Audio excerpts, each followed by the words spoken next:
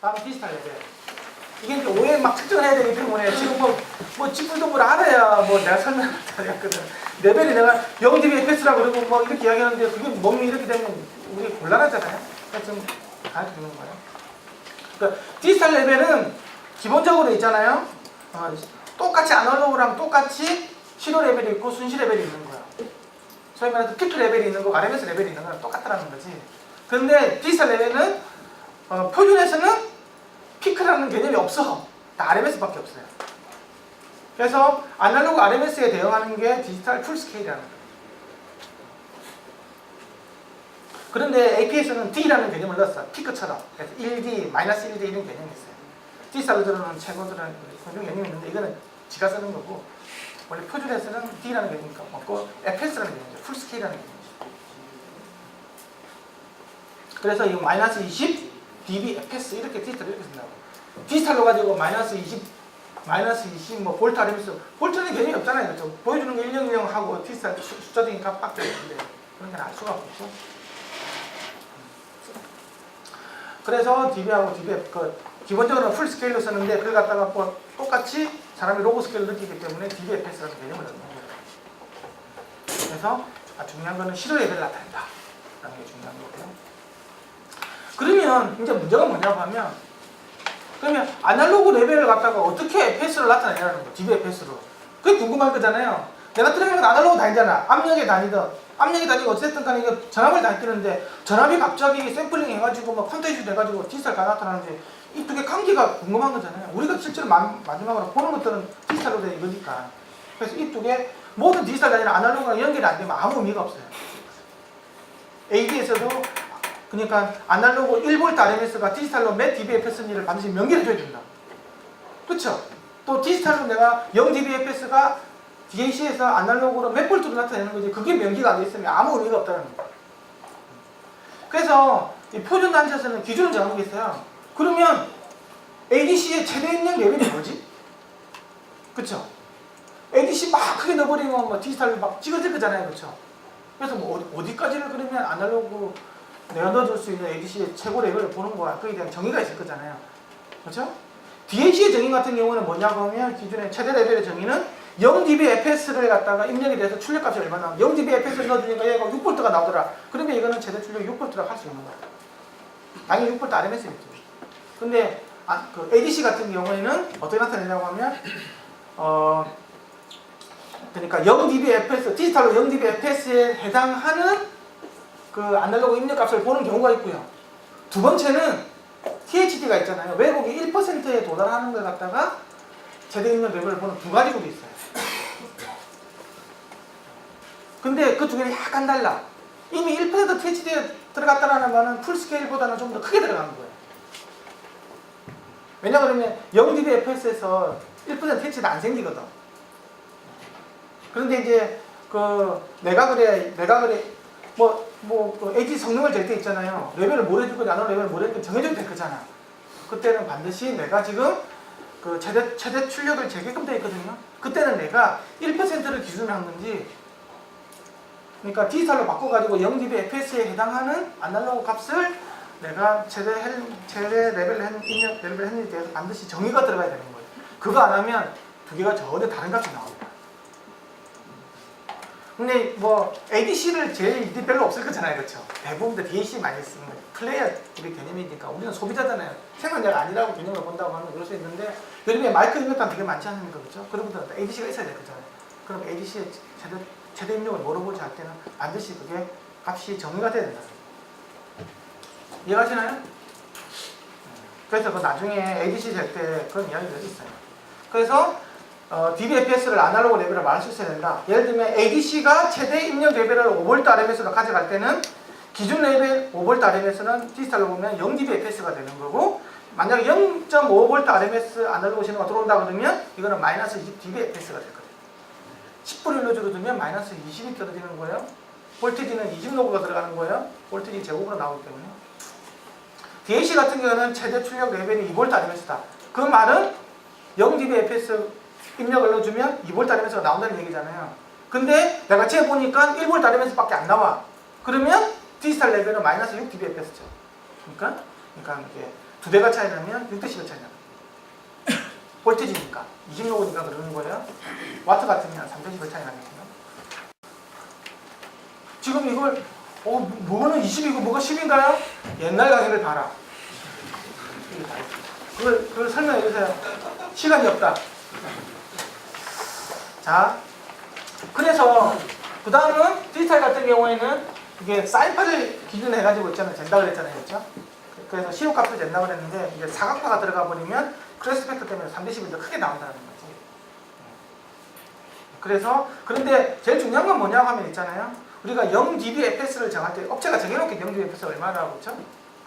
뭐 코덱 만들어서 정해놓던 뭐 정해놨을 거예요. 했을 때는 사실 0dBfs로 가지고 시도를 측정을 하는 것들은 뭐 시그널을 측정하는 것들은 사실은 그거는 그렇게 하면 안 돼.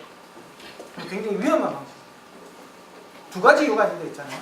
0dBfs를 가지고 측정을 하라고 표현은 안 돼 있어요. 내가 주파 특성을 재든 THD를 재든 SNR을 재든 다 마이너스 20dB예요. 왜 그러냐라는 거지. 왜? 우리가 헤드룸을 생각해. 헤드룸은 10에서 20은 항상 가져가잖아요. 누가 꽉 차게 녹음합니까? 거기다가 어떻게 보낼지 모르는데. 그래서 항상 마진을 주고 녹음을 하겠다. 그게 보통 마이너스 10에서 마이너스 20이라는 거죠. 그래서 우리가 일반적으로 사용하는 레벨 있잖아요. 우리가 그걸 갖다가 노미널 레벨이라고 해요.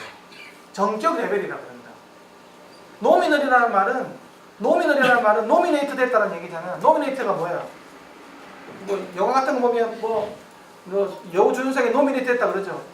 사람들이 흔히 부르는 거예요. 그렇게 공칭이라는 거지. 흔히 부른다. 널리 부르는 이름이 바로 공칭 레벨이 되는 거예요. 그거는 보통 0dBfs가 아니고 그거보다 10분의 1 정도 작은 마이너스 21, 크게 보면 마이너스 10 정도를 본다는 거예요. 그러면 0dBfs는 기본적으로 이제 그 제조사 입장에서 보면 거의 안 쓰는 레벨인 거예요, 사실. 근데 그걸 가지고 재면 너무 가혹한 거지. 왜? 왜냐하면 0dBfs 정도의 값을 시그널러주면 있잖아요. 다이나믹 레인지 컴프레서가 걸리게 돼 있어요. 오토게인 컨트롤러가 걸리게 된 경우도 많다고. 그거보다 위에 걸리는 경우도 있지만, 그래서 0dBfs를 넣어가지고 이게 주파 특성을 재면 있잖아요. 어떤 주파수에서 컴프레서가 걸릴 수도 있어요. 그래서 특성이 제대로 안 나와요. 그래서 마이너스 10이나 마이너스 20을 넣어서 재라는 게 그렇기 때문에 그런 거예요. 왜? 우리가 흔히 그 레벨을 쓰기 때문에. 우리가 방송 장비든 뭐 콘시버 장비든 프로 장비든 간에 공칭 레벨 있지 않습니까? 그렇죠? 플러스 4dB 어쩌서 되는 게 있잖아요. 그렇죠? 네. 그게 0dBfs가 아니라고 절대. 그래서 이제 지금 내가 이야기하는 게 나중에 잴 때 있잖아요. 왜 0dBfs를 안 되지? 나는 0dBfs도 볼 수도 있어요. 볼 수는 있지만 원래 그거는 재지 말라고는 돼 있어요. 광고가. 근데 나는 뭐 이렇게 생각하시는 분들 요즘에는 헤드룸을 너무 작게 줘. 아까 질문하신 분들 녹음을 너무 세게 하는 거 있잖아요. 거의 가득 차게끔. 그렇게 하면 거의 한 2, 3dB 정도 있잖아요. 요것만 가지고 그 0dBfs 근처 녹음하는 미친놈들이 있다고. 그런 같은 경우에는 이제 그 0dB 특성도 중요하겠죠.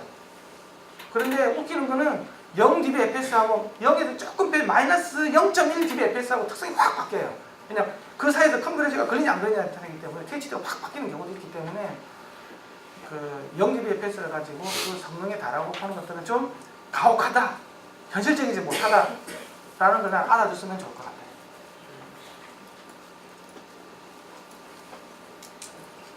그 이제 사각파라는 개념이 있는데요. 근데 이제 또 한 개 알아둬야 될 거는 우리가 모든 걸 측정을 할 때 사인파르거든 재지 않습니까? 그렇죠? 사실은 그거는 잘못된 측정이에요. 우리가 듣는 음악이 사인파적입니까? 우리는 굉장히 강한 어택이 있는 시그널도 있잖아요. 그렇죠? 그렇죠? 제일 어택이 강하고 릴리즈가 빨리 끝나는 시그널이 뭘까요? 사각파죠, 사각파. 그래서 사각파의 특성, 조회수의 다른 말로 이야기하면 동적인 특성을 많이 봐야 돼요. 근데 사인파는 동적인 특성을 보는 게 아니고 정적인 특성을 보는 거예요. 그래서 그 사인파로 가지고 특성된 걸 가지고 시스템에 다라고 생각하는 것들은 굉장히 순진한 생각이에요. 나는 정적인 거 한 이면 하나 보고 난 동적인 걸 봐야 되는데 동적인 걸 어떻게 보냐는 거예요. 그건 사각파 특성을 봐야 돼요. 사각파 특성. 그래서 사각파 특성이 굉장히 중요해요. 특히 앰프 같은 경우. 특히 언제냐? 바로 저주파. 나중에 이제 여기 액티브 로드박스라는 게 특성을 낼 텐데 앰프 있잖아요. 점 쿵쿵 칠 때 있잖아요. 우리 임피던스 될 때 뭐로 됩니까? 사인파로 가지고 임피던스 커브 이렇게 그리잖아요. 그렇죠? 사인파가 쭉 하면서 임피던스 커브 나오죠. 그 임피던스 커브 있잖아요. 다 거짓말입니다. 사각파가 들어올 때는. 하나도 안 맞아요. 실제로는 그것보다 훨씬 더 낮은 걸로 들어가요.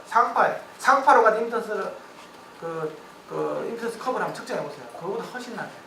실제로 이렇게 4옴 해가지고 이렇게 나오는 게 있잖아요. 그거 한 2옴에서 1옴에서 이렇게 나와요. 그래서 우리가 앰프 설계할 때 있잖아요. 실제로 예를 들면 4옴이다 그러면 뭐 1와트다 그러면 뭐 예를 들면 2V 막 이렇게 되잖아요. 그렇죠? 100W다 그러면 얼마 나오잖아요. 실제로는 그것보다 우리가 필요한 것보다 보통 2배에서 3배 많은 앰프를 쓰라 그러잖아요. 우리가 알고 있는 공식 임피던스를 가지고 나오는 것보다 훨씬 더 2배, 3배 쓰라고 이야기하는 거 아시죠? 앰프 출력을 충분히. 예를 들면 스피커가 50W다. 그럼 앰프는 적어도 100W 이상, 200W 이런 거 쓰라 그런다고. 그게 다 거기서 나온 이야기인 거예요. 순간적으로 땡겨가는 전류를 못 주는 거예요. 사인파를 할 때는 많이 안 땡겨갔었거든. 근데 사각파 제 개념을 하면 확 땡겨가는 거예요. 맥시멈 실험에 AS 페이퍼에 보면 맥시멈 6.5배까지 땡겨간다고 돼 있어요. 그래서 이 점소리가 다른 거예요. 그게 바로 댐핑 팩터랑 똑같은 거예요. 아웃풋 임피던스 댐핑 팩터 다 거기서 사각파의 개념 거기서 다 나온 거예요. 똑같은 뿌리가 똑같다는 거지. 아까 임피던스가 크면 출력 임피던스가 뭐가 된다고 그랬어요? 이게 사각파가 안 나오고 뭐라고 그랬어요? 라이트 타임 폴리타임 난다고 그랬죠. 그게 아웃풋 임피던스예요. 탁 올라가야 되는데 이렇게 올라가서 이렇게 떨어지면 나오는 거지. 그러면 다이나믹과 펀치 베이스가 나오겠어요? 그래서 출력 임피던스가 낮아야 된다고. 그래서 요즘에 0.00 몇 옴짜리가 나오는 거예요. 내가 스피커 4옴짜리인데 0.0035옴짜리다. 그러면 댐핑 팩터가 뭐 한 100이 넘고 막 200 되고 막 이러는 거예요. 그래서 이거 있잖아요. 내가 사각을 넣었는데 뭐 사각파 이렇게 나온 거예요. 올라가다가 뭐 쑥 끄죠? 이게 뭐야? 이게 이제 로우 프리퀀시가 있잖아요. 롤오프가 생기는 거고 이게 이제 빡 올라가야 되는데 슬리 올라가죠. 그러니까 하이 프리퀀시가 없는 거예요. 그게 이제 안 된다는 거지. 링이 생기는 거 있고요. 밴드위드스가 조금은 있잖아요. 이렇게 나옵니다. 그래서 사각파를 넣어서 측정을 하려면 사각파를 잘 만들어야 될 거잖아. 사각파는 사인파 제너레이터로 만들 수가 없어요. 바로 DAC 가지고 있잖아요. 주파수 도메인에서 있잖아요. 그 펀더멘탈 넣어주면 홀수배 있잖아. 1, 3, 5, 7, 9, 11부터 무한차수까지 쫙 나오고 그게 크기가 n분 1승 1이 1이면 3분의 1은 3분의 1 크기, 5분의 1 크기, 7분의 1 크기, 9분의 1 크기 있잖아요. 그걸 다 더하면 있잖아요. 위상을 맞춰서 다 더해주면 사각파가 나와요. 근데 그걸 갖다가 서메이션 시켜가지고 이제 그 파형을 보면 사각파 파형이 나오거든요. 그렇게 해가지고 나와야 되는데 웃기는 거는 이 장비들이 사각파를 그러면 짝수가 있으면 안 되겠죠. 홀수가 있어야 된다며. 짝수가 없냐? 개코나? 다 있어. 여기도 보세요. 이게 보면 1, 3 하지만 요 사이 요선 이게 다 짝수가 이만큼 들어가 있는 게 이만큼 들어가 있는 게 이만큼.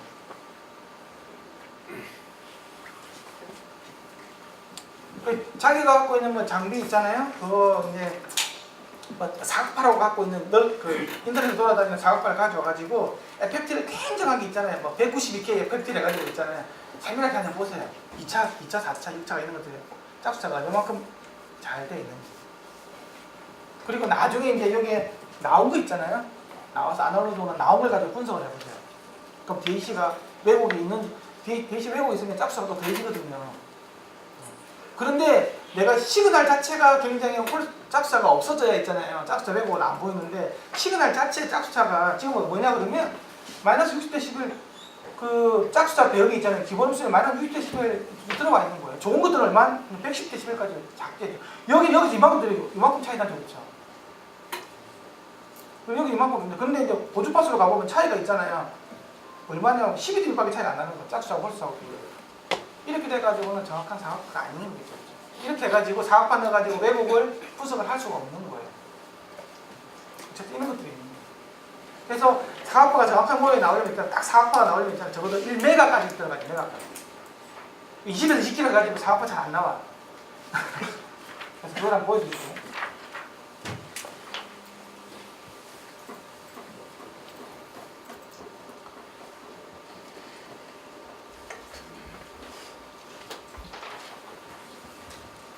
지금 이 켤 때는 질문하셔도 돼요.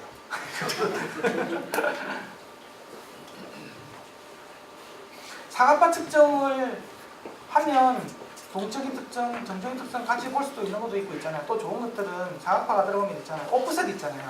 오프셋도 쉽게 보일 수 있겠죠. 딱 사각파니까. 위로 좀 이게 가운데 0으로 라인 해가지고 플러스 1, 마이너스 1 정확하게 와 있는지도 볼 수도 있고 네, 그런 것들이 있어요. 이걸 갖다가 디지털로 해가지고 루프백을 해서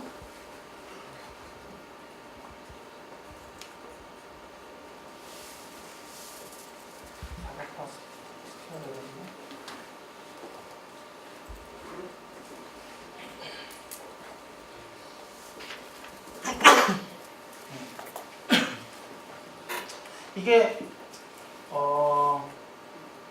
이게 이제 내가 사각파를 만들어냈는데요.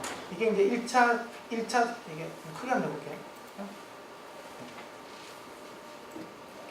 이렇게 해서 1, 3, 5 이렇게 가잖아요. 그렇죠? 이게 지금 로고 스케일에서 그런데 1, 3분의 1, 5분의 1로 떨어지는 거예요. 이게 굉장히 없죠, 이게 2차가 그렇죠? 2차가 없잖아요. 여기 보면 이게 지금 마이너스 20인데 크게 했죠. 0으로 그냥 0dB의 패스를 해가지고 그러니까 이게 마이너스 180이 밑에 거의 없죠. 2차, 4차가 거의 없는 진짜 깨끗한 사각파라고. 그런데 이거 보면 이게 뽕 튀고 오버슛되고 링 같은 거 있죠. 이게 왜 있을까요? 이거 아는 사람들 맛있는 거 안 사드리겠어요. 혹시 맞출 수도 있습니다. 이게 대역을 늘려주면 있잖아요. 점점 좋아져요. 사각파 가까워지죠? 216kg 샘플링을 한다. 그러니까 100kg까지 들어간 거예요. 그러니까 사각파가 이제 자백가 많이 넣어주는 거예요. 이걸 계속 줄여주면 있잖아요. 이렇게 줄여주면 사각파 모양 네가 좀 커져야겠구나 알고 보니까 이 모양이 이제 점점 그렇죠? 여기서 아예 보여주지도 않는 거야. 근데 이게 갖다가 이제 내가 여기 이제 많이 넣어주면 이제 좀 좋아질 거야.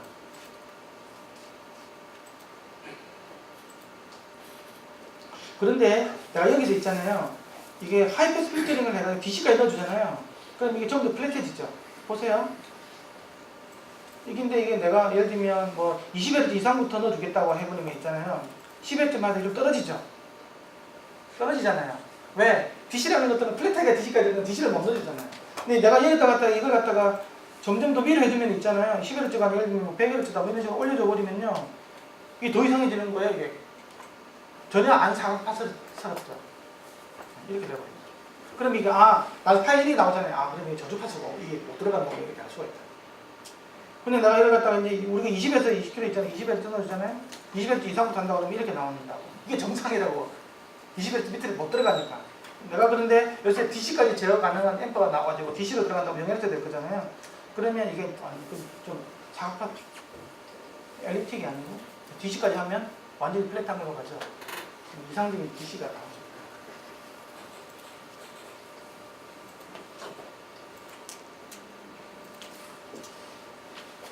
사각파에 대해서 이야기를 했어요. 측정을 하실 때 한번 이것도 넣을 수 있잖아요. 오디오 할 때 한번 보세요. 여기 보면 이거 보면 쫙 먼저 나왔는데 뭐 확 끊기고 있고 막 이런 거 있죠. 이게 이제 뭐냐고 하면 나중에 이 가다가 이제 100kHz 부분에서 있잖아요. 이게 이제 델타 시공 노드 쉐이핑 해가지고 있잖아요. 노드 쉐이핑이라는 게 있어요. 내가 이제 비트 수를 많이 할당을 못하면 에러가 많이 생길 때 있는 노이즈랑 고주파수를 막 보내는 거예요. 보내주고 아니면 이게 T사 램프일 경우 같은 경우는 이게 이제 스위칭 주파수가 생겨가지고 있잖아요. 막 에러가 생기게 있는데 이런 것들이 막 들어가 있으면 이게 이렇게 칙칙칙 이렇게 나오고 요거만 봐도 이런 현상을 알 수가 있다. 그리고 이게 직선으로 안 가는 거 보니까 이건 20Hz 이상 필터가 되어 있구나 알 수도 있고.